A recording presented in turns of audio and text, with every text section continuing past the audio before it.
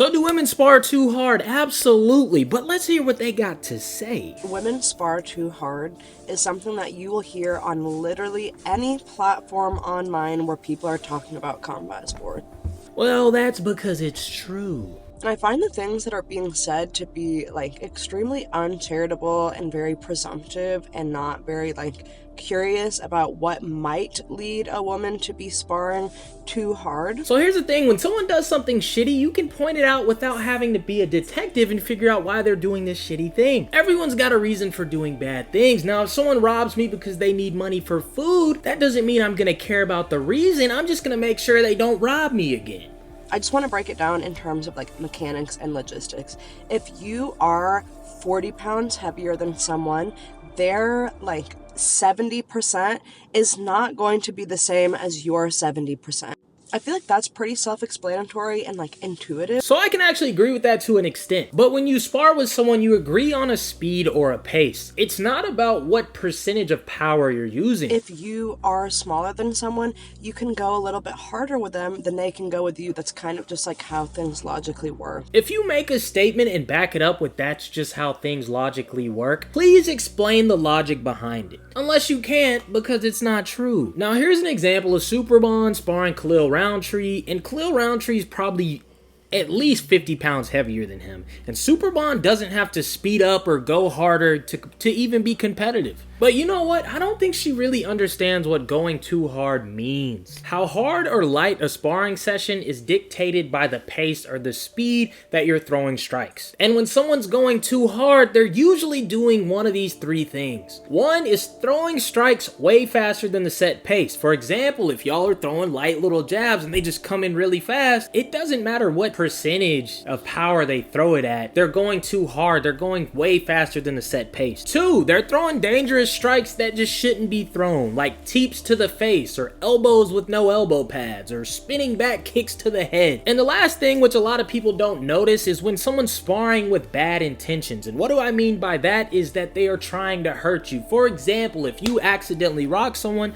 which happens, and you see them rocked and you're following up, nobody's getting better at that point. This is your sparring partner. You want to take care of them so you can come spar them again. Equity and equality are not the same things. If you've ever seen that graphic where there are people looking over a fence and there's little stepping stools, it shows how equality, if someone this short and someone this short were standing on the same block, it wouldn't be equitable. It would be equal, but it wouldn't be equitable. The same principle applies here. What she says there is actually true about equity and equality, but it has nothing to do with what we're talking about at all. But to try use it to justify sparring too hard is the craziest way to just not take accountability.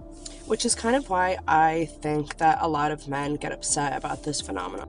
It's purely about feelings and not about actually what's going on physically. Yeah, so feelings should definitely be involved, okay? If you're sparring someone light and they start going hard, it's frustrating. Instead of taking the time to learn and get better, now you're taking the safety away from training and making it more dangerous for everyone. It would be weird if that didn't make people feel a certain type of way. But all that to say, yes, women still spar too hard. Now, this take does deserve some nuance. So here's a tier list to help you understand. First, you got the scared noob. They go hard because they usually don't know any better. Most gym injuries actually happen because a new guy is just doing something dumb. And next you have the Mr. Ego. They're always trying to prove that they're the best. And if you land a shot on them, now they're just trying to fight. They usually don't even come to training and just show up to spar. These people suck and I wish they didn't exist. Next you have the by any means group. This type of fighter is selfish and does not care about his sparring partner. But it's not because of their ego, they just try to go as hard as possible to get as good as possible. You fight how you train. And honestly, if humans didn't get injured, everyone would spar hard all the time because it's how you get better the fastest. An example of this is Ilia Topuria. So he knocks out so many of his sparring partners,